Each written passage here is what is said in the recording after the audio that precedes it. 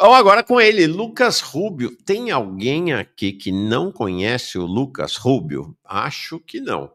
Tá? O Lucas Rubio é o maior especialista brasileiro em Coreia Popular, membro do Centro de Estudos da Política Songun, política militares em primeiro lugar, que é uma política que estrutura o Estado norte-coreano.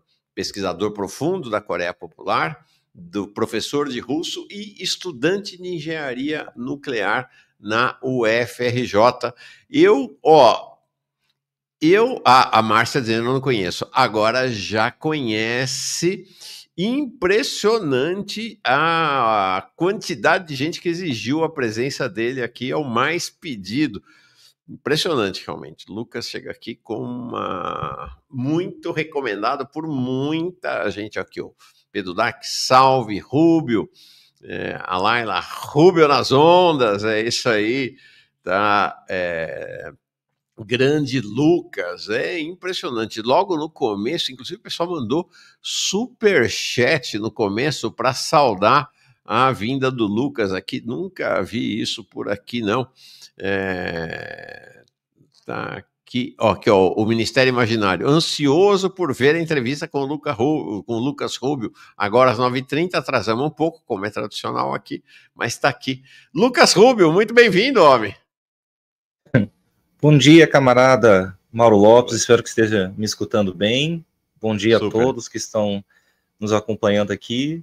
Estamos finalmente, reunidos juntos aqui para falar sobre vários temas. Antes de mais nada, vou agradecer imensamente a ti pelo convite. Várias pessoas há um bom tempo articulam essa minha vinda aqui, finalmente aconteceu. E vou agradecer também ao camarada Jones Manuel, que também ultimamente sofreu com os mesmos tipos de ataque que eu e em algumas participações que fez mencionou o ataque que eu sofri nas redes sociais e acabou também viabilizando um pouquinho dessa nossa participação aqui. Estou muito feliz de estar finalmente ao vivo contigo no programa, espero que seja uma entrevista bacana para todo mundo que está nos ouvindo. Legal. Vamos começar falando exatamente do ataque às às suas redes, tá? E às redes do grupo de estudos. Conta para nós o que aconteceu e em que pé estão as coisas. Essa coisa do ataque às redes sociais de companheiros de esquerda ficou muito notorizada depois de que aconteceu com o Jones, no começo desse mês de agosto. Lá, na verdade, em julho, e antes disso, outras redes de outros camaradas, de outras organizações, também tinham sido deletadas pelo Instagram, principalmente, pela Meta, que é a empresa dona do Instagram. E no dia 15 de julho, começou uma onda direcionada a mim. Eu tive meu perfil principal apagado, e junto dele foi apagado um projeto que, inclusive, eu aproveito a palavra que tem muitas pessoas aqui me ouvindo para divulgar, que é um projeto chamado Baú do Rubio, que é um projeto que eu tenho já há um bom tempo, desde a época da pandemia, que é a ideia de montar um museu virtual da história do socialismo, recuperando, principalmente da Europa, dos países da ex-União Soviética, itens históricos que são, infelizmente, muitas vezes jogados fora, ou até proibidos por lei, como na Ucrânia, nos países do Báltico. Eu recupero esses itens, consigo recuperá-los em leilões ou através de amigos, e aqui no Brasil eu exponho esses itens na internet contando toda a história deles. Isso é um projeto, digamos, de educação revolucionária. Não teve em nenhum momento nenhum outro tipo de foco esse perfil. E esse perfil foi derrubado junto com um camarada Rubio. Eu consegui, pouco tempo depois, questão de horas depois, no dia 15 de julho, recuperar o meu perfil principal, camarada Rubio, mas o baú não consegui recuperar. Precisei entrar com um processo judicial e só agora, mais de um mês depois, é que o perfil do baú voltou. Acontece que em agosto, já nesse mês que está se finalizando aqui, alguns dias a gente termina agosto, 2025, o meu perfil principal caiu de novo, praticamente no mesmo dia. De novo, cara? Foram duas vezes.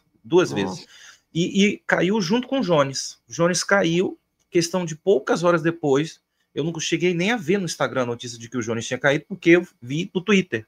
Quando eu fui entrar no meu Instagram tinha caído. E aí, dessa vez, caiu o meu principal e do grupo de estudos do qual eu faço parte. Inclusive, mencionar que estou aqui hoje como uma pessoa única, mas principalmente representando o grupo de estudos do qual eu faço parte, do qual sou fundador e presidente já desde 2017, que é o Centro de Estudos da Política Songun do Brasil, que o camarada muito bem citou no começo. Esse centro está prestes a passar por uma remodelação, nós vamos trocar bastante coisa, nossa nomenclatura vai mudar, nosso estilo de trabalho vai mudar. Parece que a meta, meio que entendendo que isso ia acontecer, bem nas vésperas dessa nossa grande mudança, resolveu apagar. E isso aconteceu meados desse mês agora de agosto, e até agora não conseguimos recuperar o Instagram do nosso grupo de estudos da Coreia Popular, um Instagram que tinha mais de 20 mil seguidores, 8 anos existindo no Instagram.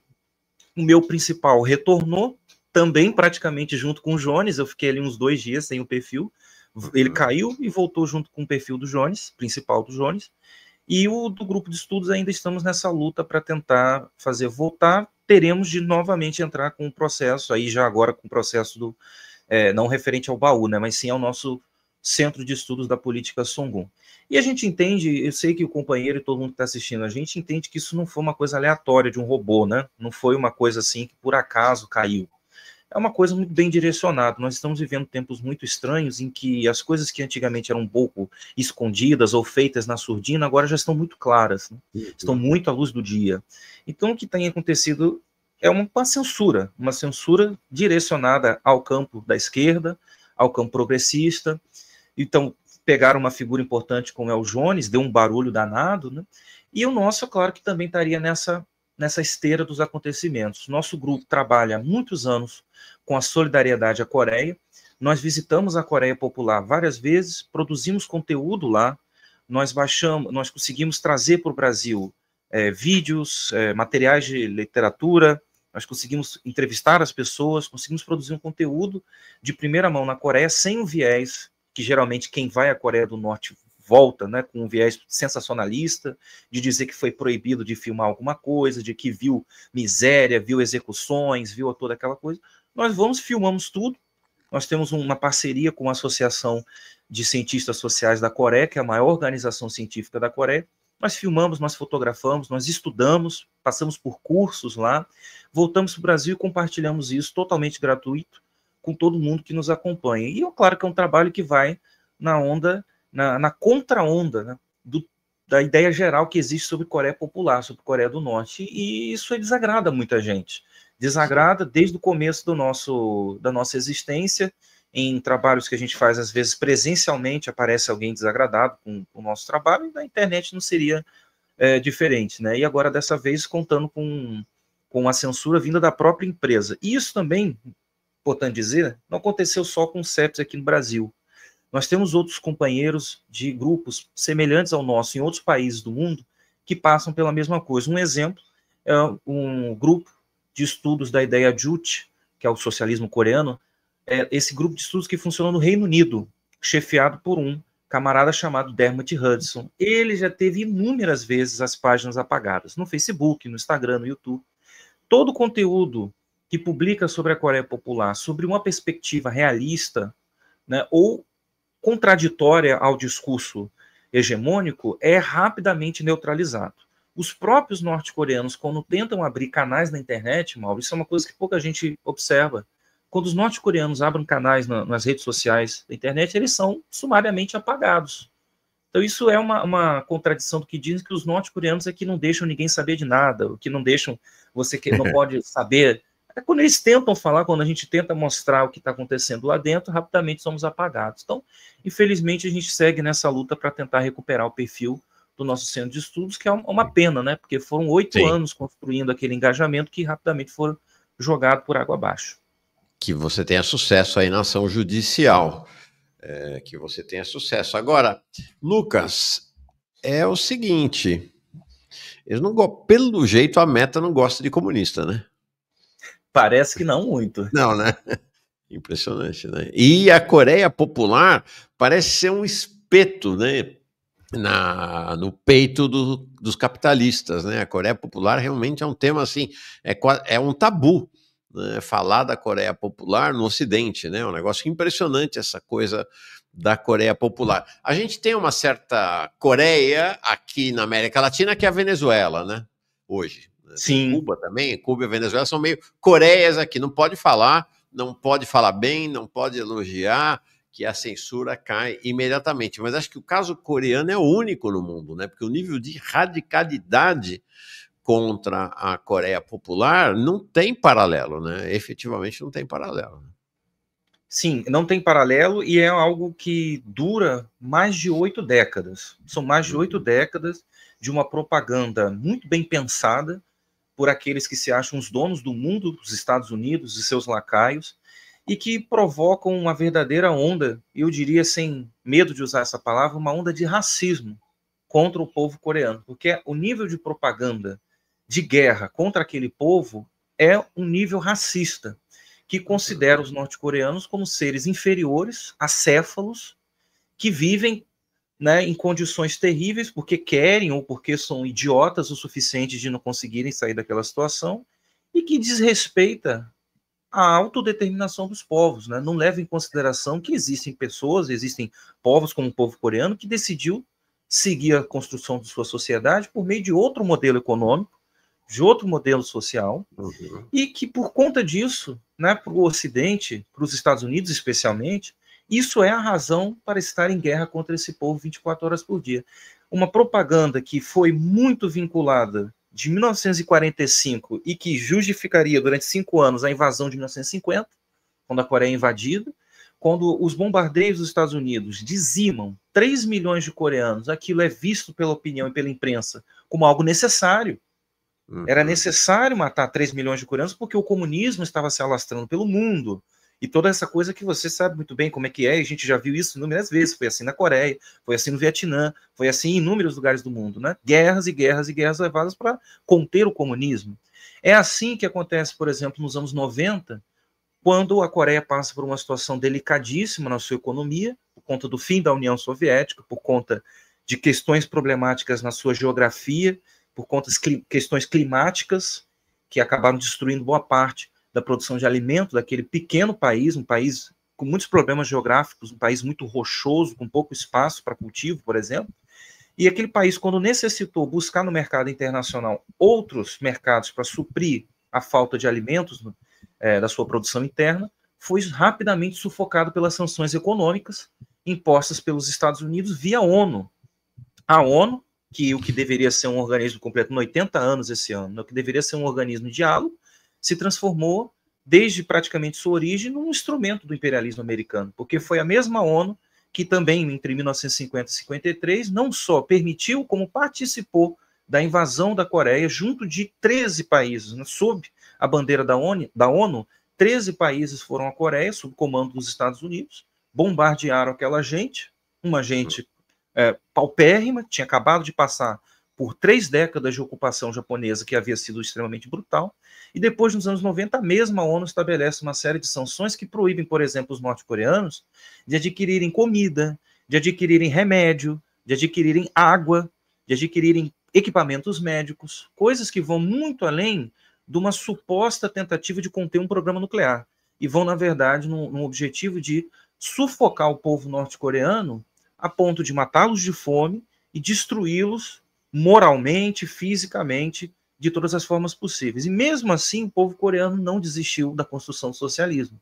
Mesmo sob duras penas, avançou, tem avançado, e hoje, por exemplo, é um país que não sofre com uma série de problemas que 20, 15 anos atrás sofria bastante.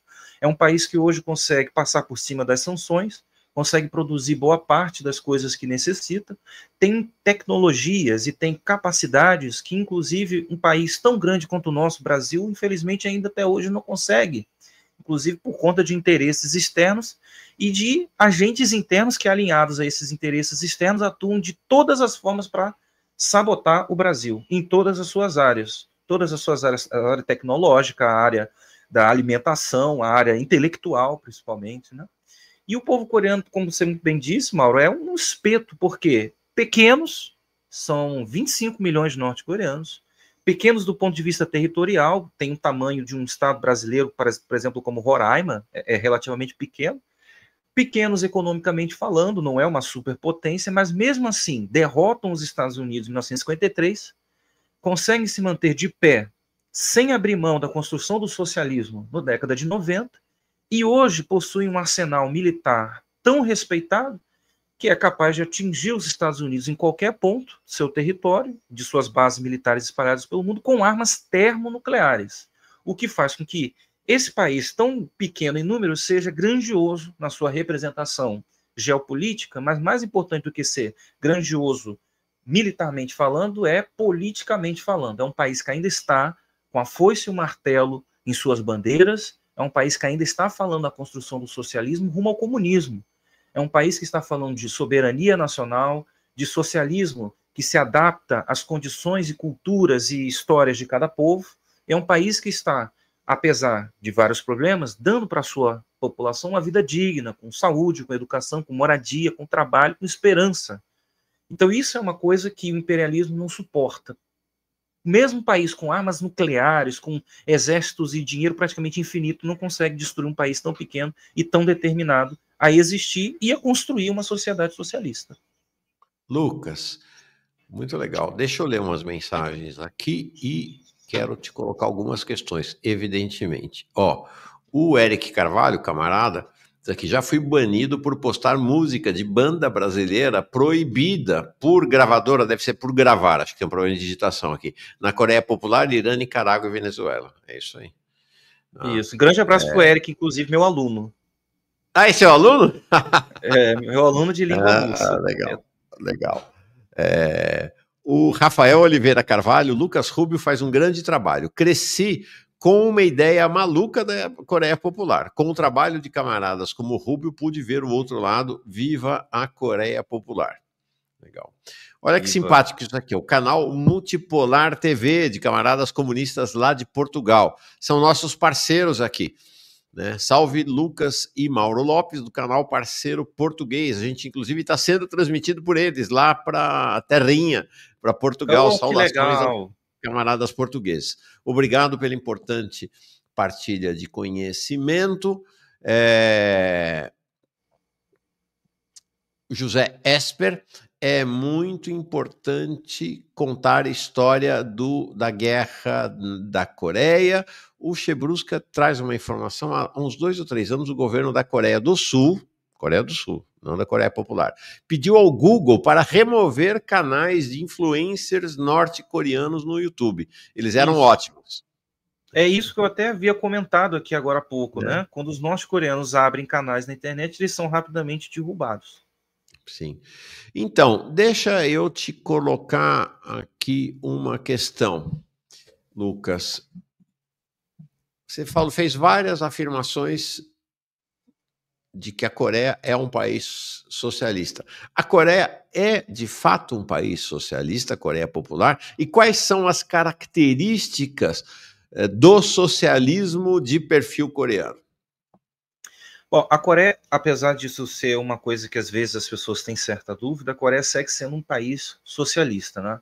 Diferente de outros países como a União Soviética ou China, que em alguns momentos da sua história resolveram revisar todos os seus parâmetros de política econômica, de política diplomática e por aí vai, de construção do socialismo, né?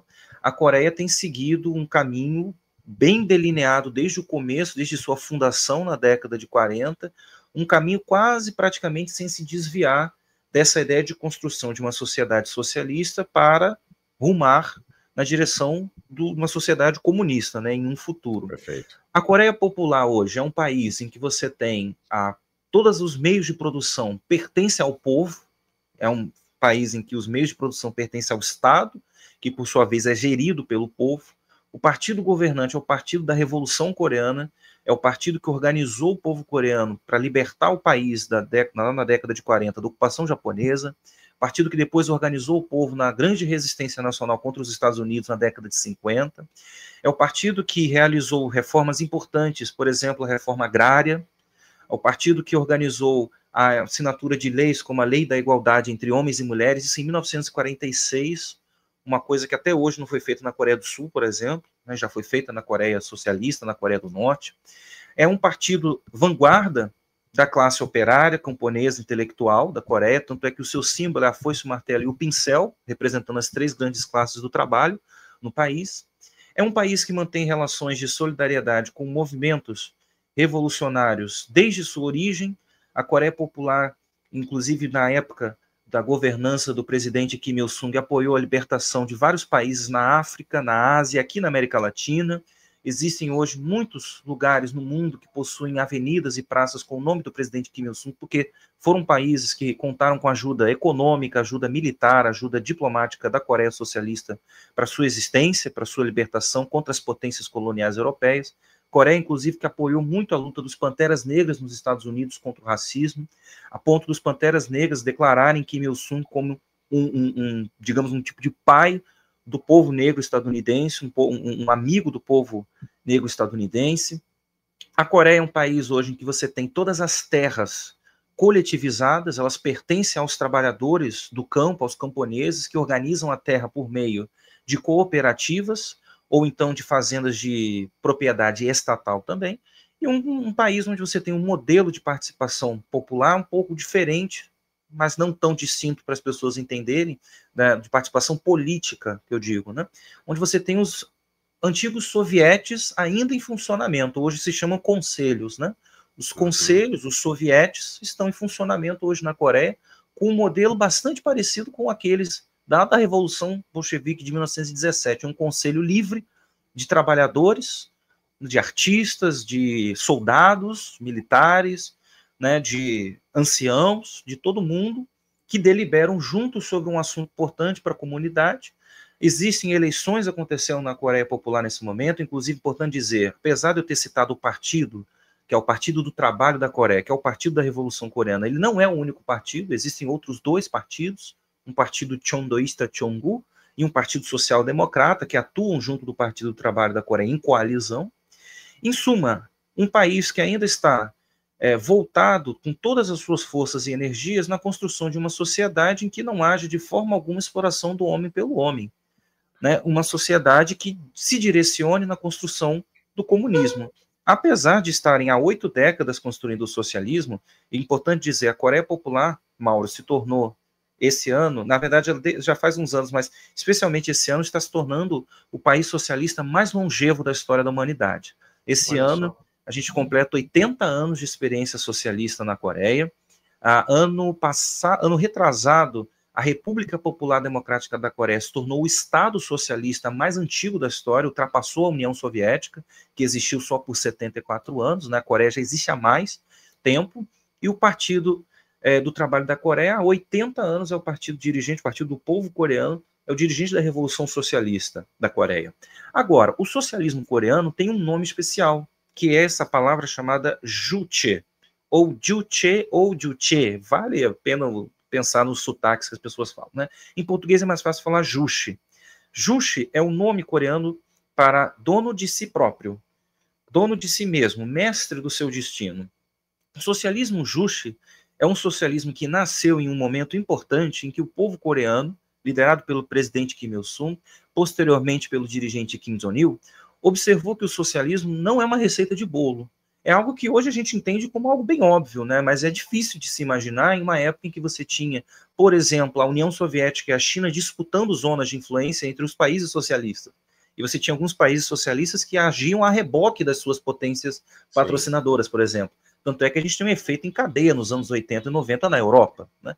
A Coreia observa que o socialismo precisa de características diferentes de acordo com o lugar onde ele está sendo praticado. O povo coreano tem 5.000 anos de história. É uma das civilizações mais antigas que nós temos de modo contínuo, existindo até hoje. Imagine só, 5.000 anos. Se você voltar isso aí, os coreanos, 3.000 antes de Cristo, já estavam se entendendo como povo homogêneo, falando uma língua que evoluiu para que nós temos hoje a língua chamada coreana, escrevendo com um alfabeto que até hoje existe. Então, é um povo que tem características culturais, inclusive com grandes influências do passado, das filosofias que foram muito bem, tiveram um terreno muito fértil ali na Coreia, muito bem propagadas, com ideias culturais sobre família, sobre alguns outros temas também, que acabam influenciando o socialismo a ser de um tipo um pouco diferente para aquela região. Levando em conta também que a Coreia é um país, que a gente não pode deixar nunca de comentar isso, que foi guilhotinada. A sua cabeça foi removida do restante do corpo. Por quê? Porque metade da civilização coreana hoje é uma colônia. Metade da civilização coreana está há 80 anos ocupada É o último pontinho da Segunda Guerra Mundial, que a gente ainda não resolveu, que é a ocupação militar dos Estados Unidos na Coreia do Sul. Então, a civilização coreana, que sempre existiu na península inteira, foi cortada ao meio.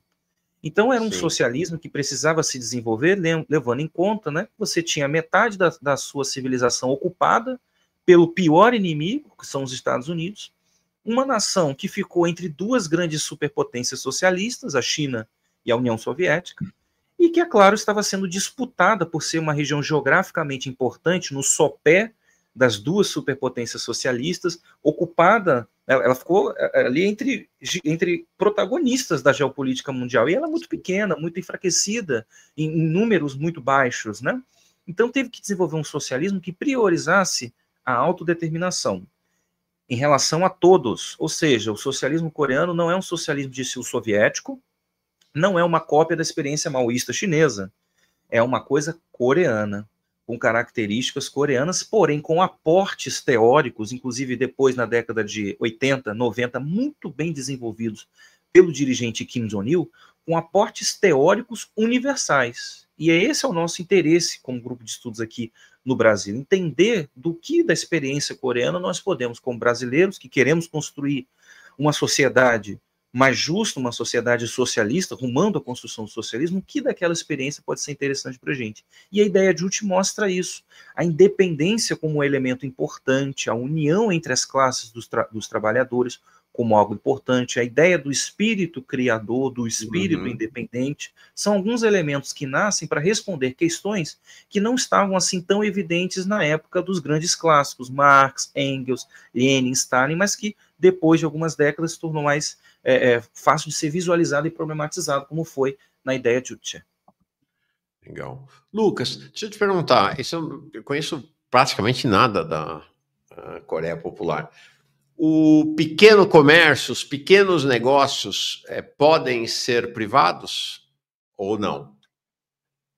Durante a década de 90, em que você teve um período de dificuldade econômica muito grande, foram feitas algumas medidas econômicas para tentar aliviar a falta de insumos, né, para dentro do país. Então, foram permitidos alguns tipos de comércios privados. Porém, isso em 2018, na minha primeira viagem, eu não observei, mas agora, no ano passado, na minha última vez que eu fui, observei. Gradualmente, esses comércios privados de pequeno porte têm sido reestatizados ou cooperativados. Então, a tendência é que esses pequenos comércios passem todos para a mão da coletividade. No último ano, essa informação que eu tive quando estive lá, é de que até mesmo as vendinhas de esquina, que há alguns 10, 15 anos atrás eram privadas, hoje já estão sendo colocadas em regime de cooperativa ou de propriedade estatal de todo o povo. E sobre as condições de vida do povo coreano, da Coreia Popular? Quais são É um povo, você olha hoje para a Coreia e fala, pensando em Brasil, até porque sempre é a nossa referência, né? É um povo de classe média baixa, um povo de classe média média, classe média alta.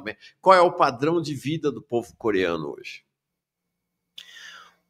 Uma coisa curiosa é que, na década de 70, os norte-coreanos viviam muito melhor do que os sul-coreanos. O nível de vida era muito melhor. Né? Foi isso, na verdade, durante boas décadas do século XX.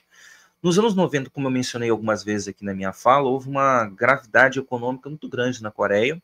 Inclusive, esse período é chamado de Árdua Marcha, onde você teve uma quantidade muito grande de problemas econômicos de todos os tipos, problemas diplomáticos também, e o nível de vida despencou bastante durante esse período, inclusive relacionado a acesso à alimentação.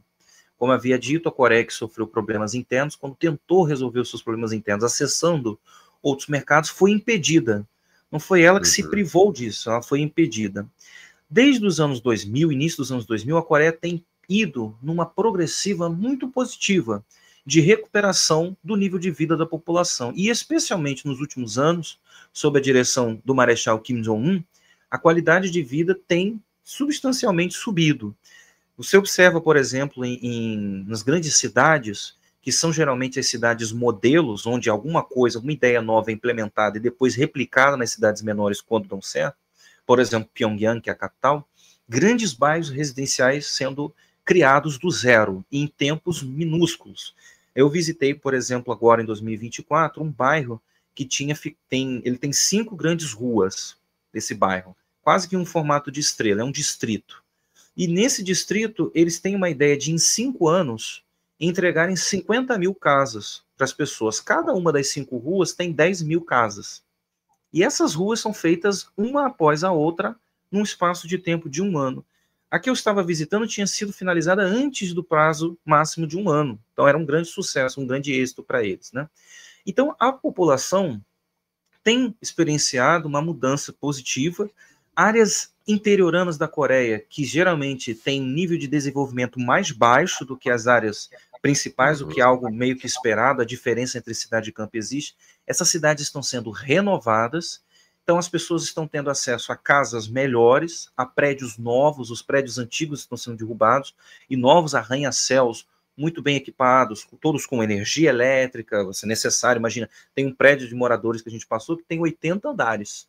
Então você imagina que você precisa de muitos elevadores funcionando, e para isso você precisa de energia elétrica. Então é uma civilização que tem avançado bastante para suprir um problema grave da sociedade coreana, que é a energia elétrica também. Então eu não conseguiria te dizer exatamente que eles são pobres ou ricos. Ricos não são de forma alguma, mas pobres também não são. Eu diria que seria uma classe média média. Uma coisa importante a gente entender é que na Coreia não existe essa ideia de classes sociais. Então, eles não têm esse parâmetro de rico, pobre ou classe média. Eles consideram os lugares mais avançados, as grandes cidades, em relação a serviços e tudo mais, e os lugares que ainda estão atrasados. Esses lugares que estão atrasados têm recebido grande atenção nos últimos anos, têm sido renovados, tem cidades e condados que estão aparecendo completamente remodelados. E uma coisa importante a gente dizer, a maior parte das coisas que um cidadão precisa na Coreia socialista são gratuitas, porque são fruto de um trabalho coletivo. Então você não paga por aluguel, não existe mercado imobiliário na Coreia, o Estado que providencia a casa. Você não fica desempregado, o Estado providencia um emprego para você. A educação em todos os níveis é 100% gratuita. A assistência à saúde também é 100% gratuita. A aposentadoria é um direito de todos na Coreia, todos desfrutam da aposentadoria quando chegam às condições, né, para tê-la. A vida cultural é incentivada pelo Estado do ponto de vista de que as entradas para o museu, para o teatro, para o cinema são simbólicas, custam centavos. As pessoas têm acesso a lazer do ponto de vista intelectual, elas têm muitas bibliotecas nas cidades, teatros, cinemas, como eu mencionei, e também casas de espetáculos, de shows, e também lazer físico. As pessoas têm acesso a programas de incentivo ao esporte, elas têm quadras, elas têm parques. Os coreanos têm uma educação muito grande, nós já visitamos algumas vezes alguns centros de educação na Coreia Socialista. As crianças desde muito cedo aprendem a tocar instrumentos musicais, falar línguas estrangeiras, desenvolverem talentos artísticos, como pintura, caligrafia, ou então outro tipo de talento. Então, do ponto de vista de você ter um país em que providencia, né, mas não é mágico isso, né, não é o Estado todo-poderoso que simplesmente faz aquilo tudo surgir, é o trabalho do povo coreano. São 25 milhões de mentes e corações trabalhando juntos em prol de um projeto de construção do socialismo. Então você tem, do ponto de vista, na minha opinião, né, quando você tem esse tipo de coisa, você sabe que seu familiar não vai morrer na fila de um hospital, que você não vai tomar um tiro na rua, como acontece no Rio de Janeiro diariamente, que sua casa não vai ser violada, que você não vai morar na rua, debaixo de um pedaço de papelão, que você não vai passar fome. Para mim, isso é uma riqueza incomensurável. Né? Não existe apartamento de luxo, carro de luxo, roupa de grife mais importante do que saber que todos os meus compatriotas estão vivendo em condições minimamente dignas, assim como eu. Então, na minha opinião, isso, para mim, é uma sociedade muito rica. Talvez não materialmente tão rica, mas do ponto de vista humano, extremamente rica, extremamente desenvolvida, e eu digo isso para os lugares que eu vou, é a experiência humana mais à frente do seu tempo, é a Coreia, em que cada detalhe daquele país, eu já fui em várias cerimônias, a vários lugares, inclusive cidades do interior, e absolutamente cada detalhe daquele país é cuidado com um carinho gigantesco. Os coreanos têm muito amor pelo seu país, pela sua revolução socialista e pelos seus próximos, pelos seus compatriotas, pelas pessoas comuns a eles. Né? Eles têm uma noção de coletividade extraordinária. Muito, muito forte. Olha, gente, isso num país... Que inveja da Coreia do Norte. Isso num país, ó, como você falou, do tamanho de Roraima. O PIB coreano é 40 bilhões. Eu imagino, 40 bilhões de dólares. É menor do que o PIB do estado de São Paulo, mas muito menor, muito menor. Deve ser umas 40 vezes menor que o PIB brasileiro. É chocante. É quase desesperador ver que a Coreia, onde está a Coreia e onde está o Brasil. E acho interessante, Lucas, eu não sei se você nota isso, porque assim, a gente teve uma mudança radical do olhar do Ocidente e da mídia ocidental para a China. Visível, né? A China virou pop, né? Um negócio impressionante. Realmente o Ocidente se rendendo cada vez mais à China. Eu noto aqui e ali um processo muito pequenininho, ainda muito tímido em relação à Coreia do Norte. Vi um artigo no Globo essa semana, que acho que é do New York Times originalmente, fiquei chocado com a questão do turismo na Coreia popular, né? Falando do turismo, falando dos resorts, né? Quando é que você imaginaria ver num jornal ocidental uma foto dessa? Né? De norte-coreanos se divertindo, né? E não militares, ou essa imagem que infelizmente jogam para a Coreia de que é um país 100% militarizado, triste e cinza. Isso. Não, né? As coisas são maiores do que isso. E o turismo, de fato, está bombando na Coreia popular? Sim, olha, essa foto é de uma cidade que foi inaugurada agora, ela se chama Wonsan Gyeongma. Essa cidade foi construída cuidadosamente nos últimos anos, sob orientação direta do líder Kim Jong-un, para servir de uma cidade resort para os trabalhadores. A função da cidade é essa. Wonsan é uma cidade muito antiga na Coreia, ela foi totalmente destruída pelos Estados Unidos na Guerra da Coreia. Existe uma das fotos mais lendárias, mais assim, memoráveis da Guerra da Coreia, é um navio da Marinha dos Estados Unidos bombardeando o porto de Wonsan, e aí você tem aquela explosão do porto, é uma foto muito famosa da Guerra da Coreia, uma das primeiras do Google Imagens, quando você coloca, e essa cidade foi, então, agora reconstruída com a lógica de ser um lugar para divertimento dos trabalhadores. Então, essa cidade foi aberta há pouco tempo, ela serve para isso. O Estado coreano patrocina as férias também. Então, o Estado é que providencia a sua ida, né? A Coreia é um país muito pequeno, então, mas mesmo muito pequeno, ele tem algumas áreas turísticas interessantes. Por exemplo, você vai para o norte ou para uma região perto da fronteira com o sul, você tem montanhas muito bonitas, com grandes quedas d'água, cachoeiras. No tempo de verão, que é o período das férias deles, eles gostam de ir para esses lugares. Ou então eles têm as duas costas, né? A costa leste e a costa oeste da Coreia, né? Uma de frente para a China e outra ali próxima do Mar do Leste, que é chamado erroneamente de Mar do Japão. E Wonsan fica numa dessas costas, então virou para uma cidade praieira. É um modelo de cidade muito parecido com o que acontecia na União Soviética, por exemplo. Você tinha algumas cidades na costa do Mar Negro, na Ucrânia, na Crimeia, na Geórgia, que eram transformadas em cidades resorts, cheias de os famosos balneários soviéticos. Então é isso que os coreanos têm feito. E, apesar disso, é importante dizer, isso foi pensado para o público principalmente interno, ou seja, para os próprios norte-coreanos. A Coreia atualmente vive uma situação muito delicada em relação ao turismo, porque desde a Covid, desde 2020, o país se fechou para o turismo por uma razão óbvia de proteção da sua população, lembrando que ela não tem acesso tão fácil a vacinas e coisas assim, apesar do consórcio internacional, e atualmente estão suspensos as viagens de estrangeiros para lá, exceto russos e chineses. Principalmente os russos têm conseguido viajar bastante para a Coreia, e nós conseguimos viajar para a Coreia porque nós participamos de um centro de estudos, vamos em missão acadêmica para lá, então nós temos certa facilidade de entrar, mas ultimamente tem sido um pouco difícil, apesar de que, concordo contigo, a ideia de que a Coreia está se transformando em um país diferente, tem passado por vários meios de comunicação, e eu sinto um interesse muito grande das pessoas em visitar o país, muito maior do que era alguns anos atrás. Eu tenho hoje 28 anos de idade. Eu me interesso. Você tem 28 anos de idade, camarada? Tenho 28 anos de idade.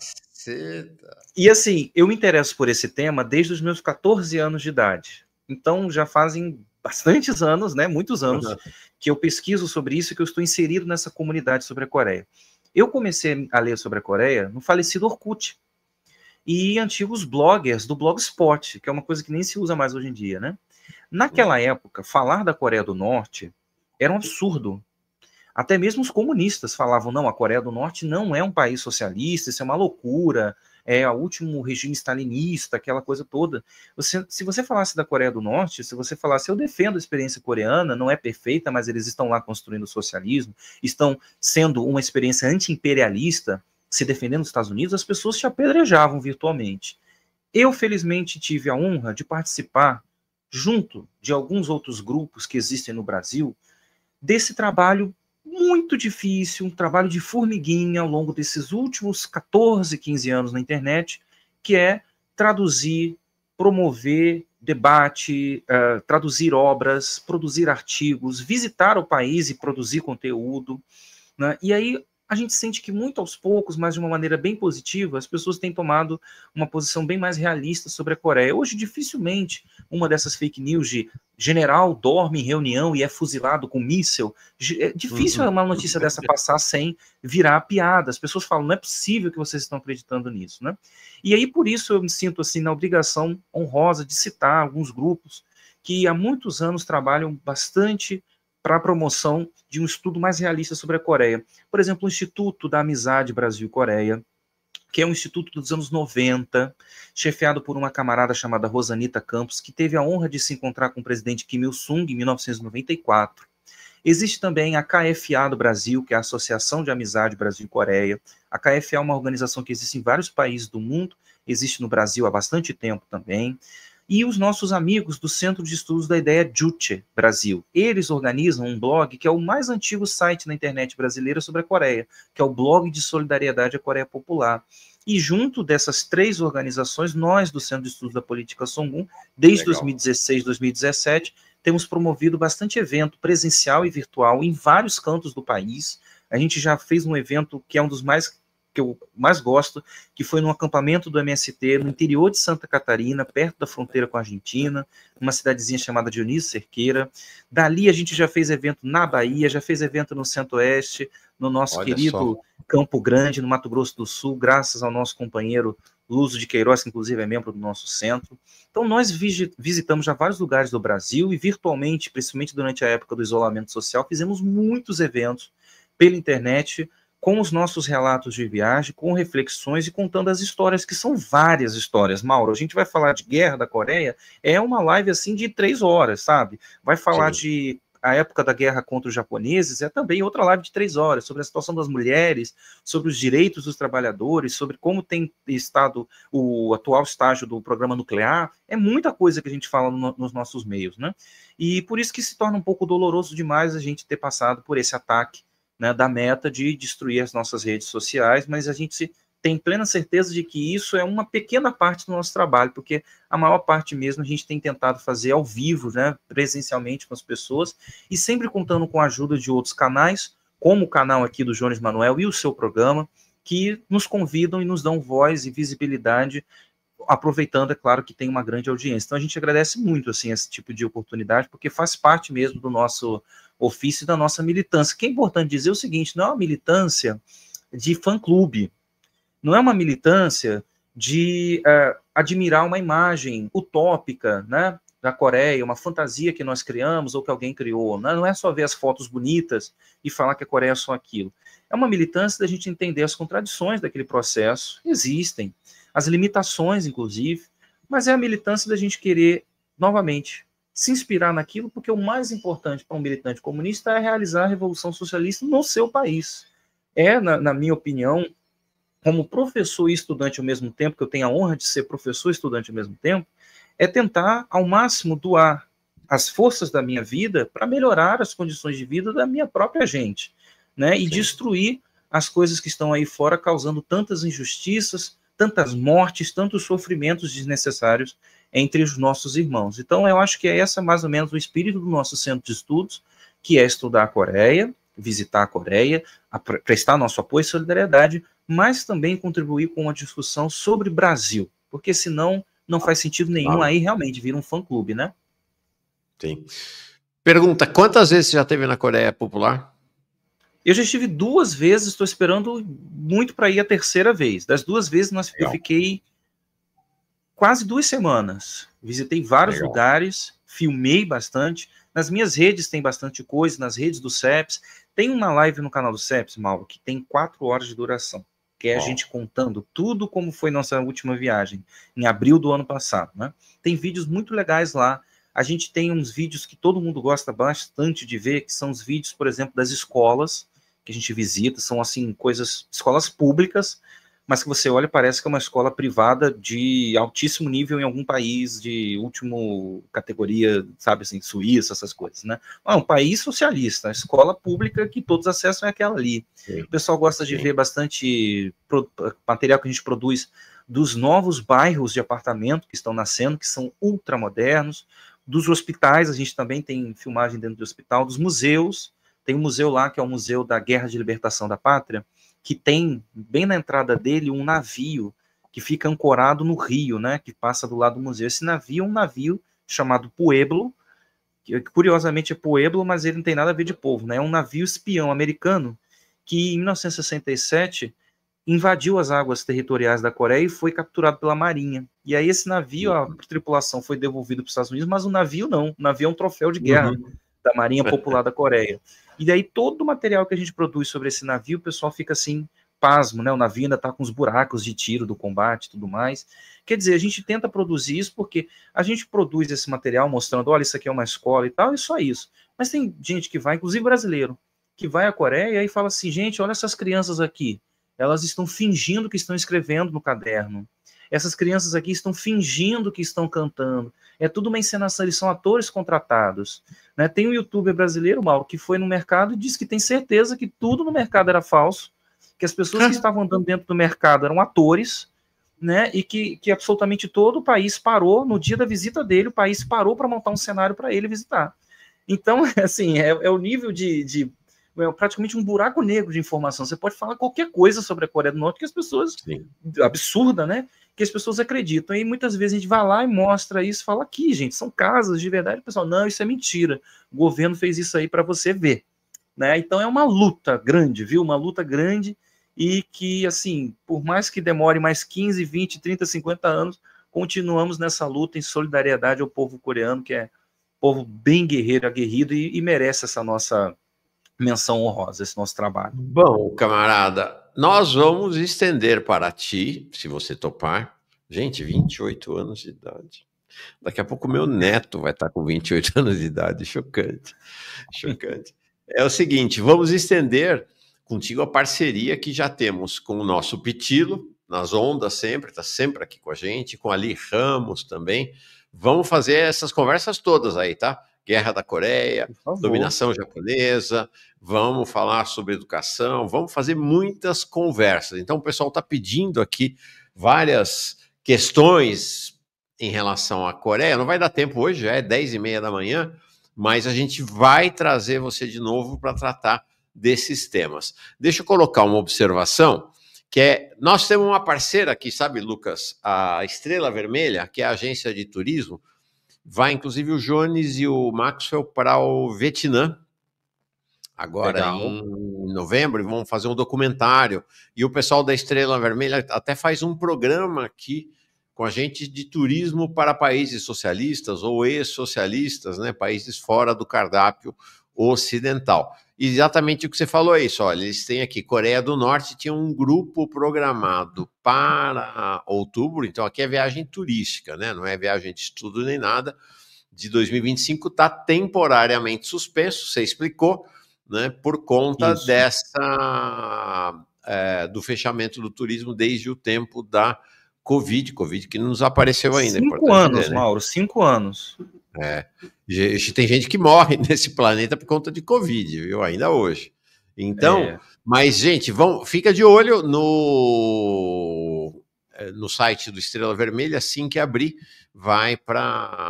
dá para embarcar para lá. Alguns comentários aqui, ainda queria colocar mais uma ou duas questões para ti. Ó, o Paulo da Silva dizendo, ainda não sei nada sobre a história da Coreia do Norte. Vai saber aqui com a gente. O Eduardo Schindler chega como novo membro. Você tem o Bolshevik dizendo Cuba também, na década de 70, vivia muito melhor que toda a América Latina. Verdade. É verdade. Se não fosse o bloqueio... O Fábio Macedo diz, a experiência da Coreia Popular é um dos faróis humanistas sobre o oceano de obscurantismo global. Viva! O Júlio César de Mauro diz assim, que tristeza ouvir o Rubio falando sobre a Coreia logo depois de ouvir como funciona o desmonte do nosso país, do Brasil. Eu concordo com o Júlio, eu estava ouvindo a entrevista também, né, do camarada que veio aqui antes e fiquei pensando muito no Rio de Janeiro, porque no Rio a gente também passou por isso, e é um caos, um caos. Eu fico pensando, um norte-coreano não passa por uma questão dessa, não passa pela cabeça dele. Salve a gloriosa Coreia do Norte, diz o Edu Pereira, a queridíssima Kátia Lelima, uma vida digna que não existe no Brasil. Gustavo José, que bom vê-lo aqui no Farol, camarada Rubio, você é uma voz combativa essencial na nossa luta. Você conhece o Gustavo? Não conheço, mas eu gostei muito do comentário dele, obrigado. Então pronto, vai lá, vai se inscrever. Tá? O Leandro diz, algumas entrevistas aqui são verdadeiros documentos históricos, esse é um dos casos, parabéns Mauro Lopes, Jones e equipe, e é claro que vai ter recorte, evidentemente. Sandro Gomes, camarada Rubio, urra! O Antônio Cipriano, o grande Rubio, o Bolshevik dizendo, Rubio é um dos melhores criadores de conteúdo da internet, a camarada esquerda socialista dizendo obrigado, obrigada por desmascarar as narrativas cretinas sobre a Coreia do Norte. O José Esper, é muito importante contar a história da Guerra da Coreia, vamos contar, hoje não vai dar, mas vamos contar. Tem uma questão do Ministério Imaginário, eu faço no final. Uma questão, né, Lucas, que me parece interessante e que vai... Porque esse motor da economia é sempre um motor-chave, né, para ir construindo percepção. E você falou, né, nos anos 70, a vida na Coreia do Norte era muito melhor, na Coreia Popular, do que na Coreia do Sul. Essa situação... aparentemente está voltando agora, né? Coreia do Sul numa crise econômica brutal, desigualdade absurda, né? Tem essas novelas sul-coreanas que estão aí nos streamings e tal, que projetam uma imagem adocicada da Coreia do Sul, mas você tem outros filmes já, como Parasita, que mostram a realidade da Coreia do Sul. É desastrosa, é um negócio de uma crueldade contra os mais pobres brutal. Então você começa a ter também uma mudança no equilíbrio, ou no desequilíbrio, ou nas condições de vida no Sul e no Norte, né? Isso. Eu acho interessante porque, na minha concepção, o que o pessoal diz que a Coreia do Norte muitas das vezes, é a Coreia do Sul que é. Porque o pessoal fala assim, na Coreia do Norte você não pode falar nada que o governo não goste porque você vai ser preso, porque é proibido. Só que quando você vai ver a realidade, na Coreia do Sul existe desde a época da ditadura do Syngman-rhee, que foi o ditador fantoche implantado pelos Estados Unidos em 1948, existe uma coisa que é a Lei de Segurança Nacional, que foi usada à torta e à direito pelas ditaduras que se seguiram nas décadas depois, inclusive pelo Park Chung-hee, pai daquela presidente que na Coreia do Sul, anos atrás, foi empichada, vocês devem talvez se lembrar desse episódio. E essa Lei de Segurança Nacional, ela proíbe qualquer menção neutra ou positiva sobre a Coreia socialista na mídia, ou nos círculos intelectuais, ou em qualquer outro veículo na Coreia do Sul. Então existem, a gente vê aqui, vem notícias, né, principalmente de nossos companheiros comunistas que produzem conteúdo na Ásia em inglês, chegam muitas notícias de pessoas na Coreia do Sul sendo presas. A última, Mauro, foi um idoso de 70 e poucos anos que foi preso na Coreia do Sul e condenado a 13 anos de prisão porque ele escreveu um poema elogiando o fato de que é possível reunificar o país. Ele não estava nem falando da Coreia do Norte, estava falando da reunificação. E ele foi preso, um idoso de 70 e poucos anos, condenado a 13 anos. Então, na Coreia do Sul, tem uma rígida legislação em que filmes norte-coreanos não podem ser transmitidos, a imagem dos líderes não podem ser transmitidas, a não ser que seja para fins jornalísticos ou dentro de uma ideia de historicidade, por aí vai. Os símbolos nacionais, a bandeira e o brasão, também totalmente proibidos de aparecer. Uma pequena exceção que a gente teve foi quando teve os Jogos Olímpicos de 2018 de inverno, que aconteceram na cidade de Pyeongchang, na Coreia do Sul. Mas fora isso, a Coreia do Sul tem um comportamento extremamente ditatorial em relação a todos os temas que se referem à Coreia socialista. Além disso, a Coreia do Sul é uma sociedade, como você muito bem disse, extremamente desigual. A ideia que a gente tem de uma sociedade próspera, cheia de tecnologia, a gente lembra da Samsung, lembra das boy bands, né? Aqueles meninos exuberantes que chamam a atenção de todo mundo, no mundo inteiro. Aquilo é tudo uma grande imagem. A Coreia do Sul consegue manejar com grande sucesso, e eles merecem os parabéns por isso. Manejam com grande sucesso o chamado soft power. Eles conseguem projetar muito bem sua cultura no mundo, né? E uma ilusão de que é um país muito rico, muito próspero, com uma educação muito boa, quando, na verdade, as pessoas estão literalmente se matando na Coreia do Sul. Isso é um assunto muito grave. A Coreia do Sul é líder global em suicídio. Uma sociedade em que as pessoas estão se matando, tem alguma coisa errada acontecendo. Sim. Por que as pessoas não param para pensar nisso? As jornadas de trabalho na Coreia do Sul são totalmente desumanas. Uma coisa que é proibida na Coreia do Sul, sindicato. Não pode ter sindicato na Coreia do Sul. Eu vi, Mauro, anos atrás, pra você ver como eu estou há muito tempo nessa coisa, né? 2013, nunca vou esquecer, uma empresa sul-coreana, isso se repetiu depois, tá? Uma empresa sul-coreana resolveu suprimir o horário de intervalo dos funcionários na linha de produção e colocou fraldas geriátricas nos funcionários, para que eles não tivessem que parar a produção e ir ao banheiro. Aí você deve estar achando que eu estou inventando isso com um tom fantasioso, né? Porque eu estou aqui pró-Coreia do Norte, aí eu vou falar. Só que isso foi publicado pelo portal UOL, né, sobre essa empresa que foi denunciada, né, lá na Coreia do Sul, denunciada ao governo por estar fazendo isso. Você vai ver o filme Parasita. Por que o filme Parasita foi um sucesso tão estrondoso? Porque ele mostrou um lado da Coreia do Sul que ninguém nunca imagina. Aquele filme é ótimo. Aquele filme deveria ser transmitido na rede nacional para as pessoas verem. A Coreia do Sul é uma sociedade cheia de desigualdades. Existem as grandes cidades muito bem desenvolvidas, e ao mesmo tempo que você tem aqueles prédios muito luminosos, você vai por debaixo das pontes e você tem exércitos de desempregados. A competitividade na sociedade sul-coreana é doentia. As pessoas se matam por salários, se matam na jornada de trabalho por salários baixíssimos. Os sul-coreanos são pessoas extremamente endividadas. A Coreia do Sul é uma sociedade endividada. A Coreia do Sul é uma sociedade com alto índice de depressão na juventude. Eles têm poucas chances de passar em universidade, poucas. Eles estudam horas infinitas na semana, com zero lazer, com zero divertimento. Muitas vezes não conseguem. O serviço militar obrigatório na Coreia do Sul destrói a vida de muitos jovens. Existem inúmeros casos, inclusive nessas boy bands e em atores famosos dessas seriados sul-coreanos, em que os atores foram removidos dos seus papéis, ou então os cantores deixaram a banda, porque chegou o período de fazer o treinamento militar obrigatório.